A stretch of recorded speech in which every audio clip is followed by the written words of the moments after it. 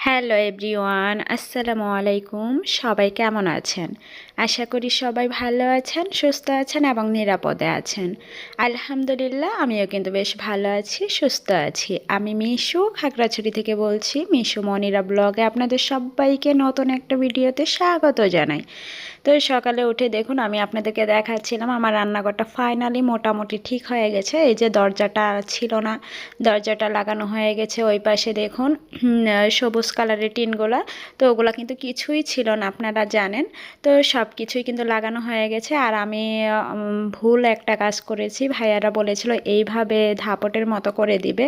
তো আমি তখন বুঝতে পারিনি যে হ্যাঁ, এটার থেকে তো জানালাও দেওয়া যেত, মানে বড় জায়গা তো এখানে, এর জন্য জানালাটা ওরা মানে দিতে চাচ্ছিল না। আর আমিও জোর করে বলিনি যে হ্যাঁ এখানে একটা বড় একটা জানালা দেন।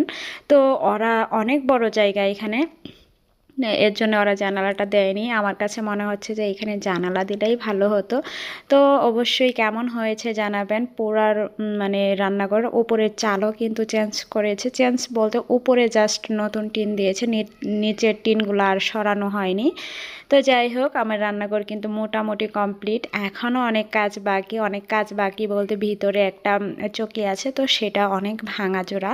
তো ওটার উপরে তো আর রান্না করা যাবে না, তো সেটাকে চেঞ্জ করতে হবে, ভালো একটা চকি নিয়ে আসতে হবে বা কিছু একটা রাখতে হবে রান্নার জন্যে।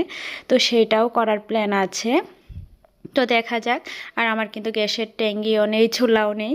আমার কিন্তু কারেন্টের চুলায় রান্না করি, আপনারা সবাই জানেন। আর কারেন্টের চুলা তো আর এইখানে চলবে না, কারণ আমার এইখানে যে লাইটিংয়ের ব্যবস্থা সেটা একদম রুম থেকে শুধু লাইটের সুইচটা অন করি আর অফ করি, আর কোনো কিছুর মানে পয়েন্ট নেই। এর জন্য এখানে গ্যাসের চুলাটাই বসাতে হবে। তো দেখা যাক কবে গ্যাসের চুলা কিনা হয় আর আদৌ কবে কিনতে পারবো। তো আমার দেখা গেছে আমি এখন আর এই কারেন্টের চুলায় রান্না খেতে খেতে আমি এখন পাগল হয়ে গেছি, যে আমার আর খেতে একদম বিরক্ত লাগতেছে, ভালো লাগছে না। মনে হচ্ছে যে কিছু মাটির চুলা বা গ্যাসের চুলায় রান্না খেলে ভালো লাগবে। তো যাই হোক, এইদিকে কিন্তু আমি দরজাটা খুলে দিয়েছি। ধাপড়টা দেখুন, খুঁটিটা কিন্তু ছোট হয়ে গেছে।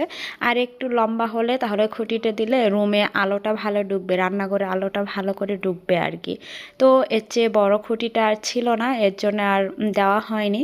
দেখা যাক, এই খুঁটিকে আরেকটা খুঁটি দিয়ে জোড়া লাগিয়ে লম্বা করার চিন্তা করব আর কি। এখন মানে বর্তমানে লাগিয়ে রাখছি আর কি, আপনাদের দেখাবো, বা এখন বর্তমানে আছে এখনও। তো যাই হোক, বেশ কয়েকদিন ভিডিও দিতে পারিনি অসুস্থতার কারণে, আর কারো ভিডিও দেখতেও পারি নাই। ইনশাল্লাহ এখন সুস্থ হয়ে গেছি আর আমি ভিডিও দিচ্ছি, বা এটা দেখবেন আর আপনাদের ভিডিওও দেখবো ইনশাল্লাহ। যারা যারা এখন পর্যন্ত চলে এসেছেন, একটা লাইক দিতে ভুলে গিয়েছেন, প্লিজ একটা লাইক দিয়ে পুরো ভিডিওটা দেখার অনুরোধ রইল। আর যারা নতুন বন্ধু আজই আমার পরিবারে এসেছেন, সাবস্ক্রাইব করতে ভুলে গিয়েছেন, প্লিজ সাবস্ক্রাইব করে দিবেন আর পাশে থাকা বেল বাটনটা প্রেস করে দিবেন, যেন নিত্য নতুন ভিডিও ছাড়ার সঙ্গে সঙ্গে নোটিফিকেশনটা পেয়ে যান।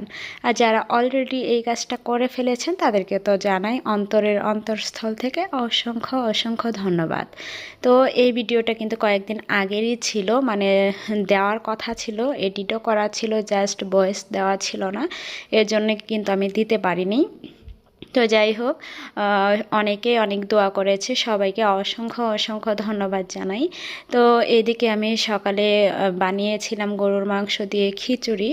তো খিচুড়িটা কিন্তু আচার দিয়ে খেতে বেশ ভালো লাগে। আর আমি তো এখন মানে কেমন যেন, আগে খিচুড়ি খেতেই পারতাম না, এখন তো খিচুড়ির ফ্যান হয়ে গেছি। আমার খিচুড়ি না হলে চলে না, এরকম একটা ব্যাপার।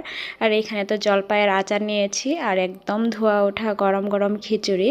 তো জলপাইয়ের আচার দিয়ে খিচুড়ি কে কে খেতে পছন্দ করেন কমেন্টে কিন্তু জানাতে ভুলবেন না। আর আমার কাছে তো ভীষণ ভালো লাগে এই জলপাইয়ের আচার দিয়ে বা রসুনের আচার দিয়ে, যে কোনো আচার দিয়ে, আমের আচার দিয়ে, এগুলো দিয়ে কিন্তু খিচুড়ি ভীষণ মজার। তো আমার কাছে খুব ভালো লাগে। আর এইদিকে সকালের মানে তাড়াহুড়ো করে কিন্তু খিচুড়িটা রান্না করেছি, তাই ধোয়া ওটা খিচুড়িই খাচ্ছিলাম, তখন মনে হয় বাজে 11টা। তো যাই হোক, এইদিকে খাওয়া দাওয়া শেষ করে আগের দিনের অনেক মানে প্লেট বাটি, তারপর চার কাপ, এগুলো অনেক কিছু জমা হয়ে গেছিলো, যেহেতু মিস্ত্রিরা এসেছিলো সবাইকে চা করে দিয়েছিলাম। তো তো আগের ভিডিওতে অনেকেই দেখেছে আর মনেও নেই হয়তো, কারণ 3-4-5 দিন হয়ে গেছে। তো এর জন্য সব প্লেট বাটি এই যে সব কিছু ছিল, তো ওগুলা কিন্তু আগের দিন আর ধুলাই করা হয়নি, পরের দিন সকালেই কিন্তু ধুলাই করেছিলাম। আর এখানে সব কাপ তারপরে পিরিচ সব কিছুই ছিল, তো সবগুলাই কিন্তু আমি মেজে নিয়েছি। মেজে নিয়ে দেখুন এই সাইডে রেখে দিয়েছি। আর এই জিনিসটা কয়েকদিন পর আর থাকবে না, এই চকিটা। তো তখন একটা ভালো একটা চকি নিয়ে আসবো যেখানে আমি চুলাটা রাখতে পারবো। সাইডে অবশ্যই জায়গা থাকবে রাখার পর, চুলা রাখার পর আর কি। তো দেখা যাক কতটুকু কি করতে পারি। আর এইখানে দেখুন রোদ ওঠার পর কিন্তু গাছগুলা কেমন জানি হয়ে যায়।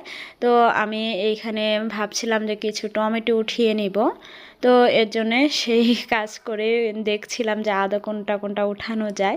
তো কিছু বড় হয়েছে, এরকম আহামরি বড় হয়নি। তো তারপরেও ভাবছিলাম যে না একটু উঠাই, কেমন হয় খেতে। তো বিশেষ করে কাঁচা টমেটো আমার কাছে তেমনটা ভালো লাগে না, পাকা টমেটোই ভালো লাগে। তো অনেক টমেটো ধরেছে মাশাআল্লাহ। আর এখন তো বর্তমানে মোটামুটি ভালোই বড় হয়ে গেছে।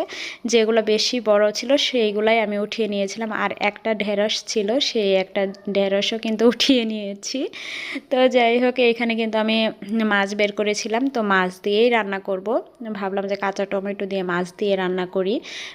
সব গুলা তো আর পাকানো যাবে না, তাই না? তো কিছু কাঁচাও খাবো, পাকাও খাবো, তো দুটারই টেস্ট বুঝলাম, তাই না, কি বলেন? আর নিজের গাছ থেকে টমেটো তুলে রান্না করা বা যে কোনো সবজি তুলে রান্না করার কিন্তু মজাটাই আলাদা।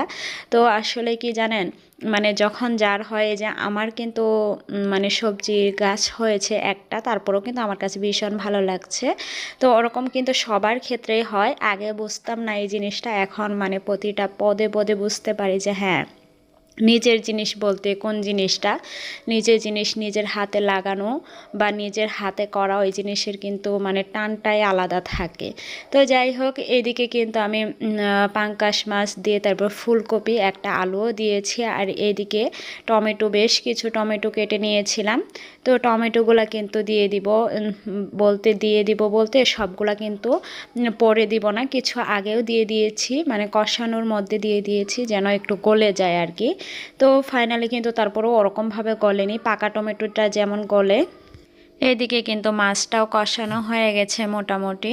তো মাছটা কষানোর পর কিন্তু আমি মাছগুলো উঠিয়ে নিচ্ছিলাম। তো এখানে টমেটোগুলো দেখুন একদম তাকিয়ে আছে, গলার কোনো নামগন্ধই নেই। আর টমেটোটা দেওয়া হয়েছিল তরকারির ঝোলটা যেন একটু গাঢ় হয়ে আসে, এর জন্য গলে যেন গাঢ় হয়ে আসে। আসলে পাকা টমেটোর মতো তো আর কাঁচা টমেটো কখনোই হবে না, কাঁচা টমেটো কিন্তু কখনোই গলে না। তো যাই হোক, ওইদিকে কিন্তু আমি তরকারিটা কষাতে বসিয়ে দিয়ে এইদিকে রাইস কুকারে ভাত উঠিয়ে দিচ্ছি। রাইস কুকারে ভাতটা বসিয়ে দিলাম, ওইদিকেও আমার কষানোটাও মোটামুটি হয়ে গেছে। ঢাকনাটা খুলে আমি নাড়াচাড়া করে দিচ্ছি। নাড়াচাড়া করে আমি কিন্তু যতটুকু জল দিব আর কি, ততটুকু জল দিয়ে দিচ্ছি, দিয়ে আমি ঢাকনা দিয়ে রেখে দিয়েছিলাম অনেকক্ষণ। তো এইখানে কিন্তু রান্নাটা প্রায় কমপ্লিট। তো ওই পর্যায়ে কিন্তু আমি মাছগুলা ঢেলে দিয়েছিলাম, মাছগুলা দিয়ে ভালো করে নাড়াচাড়া করে দিচ্ছিলাম, দিয়ে তারপর কিন্তু বেশ কিছুক্ষণ রান্না করে নিব আর কি। তো রান্নার শেষে দেখুন আমি খেতেও বসে গিয়েছি। এদিকে আমি আজকে শুধু এই এক তরকারি রান্না করেছিলাম, ফুলকপি টমেটো আলু দিয়ে।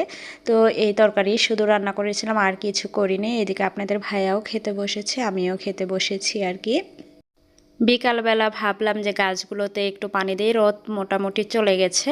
তো এদিকে পানিও ভরতে থাক, আর এদিকে এই যে বড়ই আছে, শুকনা কাপড়গুলো আছে, তো এগুলো কাপড় শুকিয়ে গিয়েছে।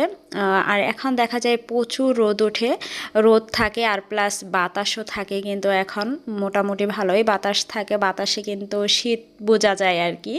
তো যাই হোক, এদিকে কাপড় বড়ই এগুলো সব ঘরে উঠিয়ে নিয়ে রেখে এসেছি। রেখে তারপর কিন্তু এইখানে গাছগুলোতে পানি দিয়ে দিচ্ছিলাম। আর বিশেষ করে এই পানিগুলো ওরকমভাবে থাকে না, মাটিগুলো ভিজা থাকে না, কারণ এটার নিচে কিন্তু কোনো মাটি নাই, এই যেরকম সিমেন্ট করা। আমার পাশে যে দেখছেন সিমেন্ট সিমেন্ট, ওরকম সিমেন্ট করা, ওই সিমেন্টের উপরেই জাস্ট অল্প কয়টা মাটি দিয়ে আমি গাছ লাগিয়েছি। তো যাই হোক, ওইদিকে গাছে পানি টানি দিয়ে সবাই মিলে বড়ই পাড়তে চলে এসেছি। দেখুন এত সুন্দর বড়ই, এত সুন্দর বড়ই, কি আর বলবো। তো সব ভাবিরা মিলেই কিন্তু পাড়তে গেছিলাম, আর এই বড়ইটা খেতে ভীষণ মজার। তো দেখুন সবাই মানে এক একজন এক একভাবে পারছিল। দেখুন একদম লালচে বড়ই, খেতে ভীষণ মজা ছিল। তো যাই হোক, আজকে এখানেই বিদায় নিচ্ছি।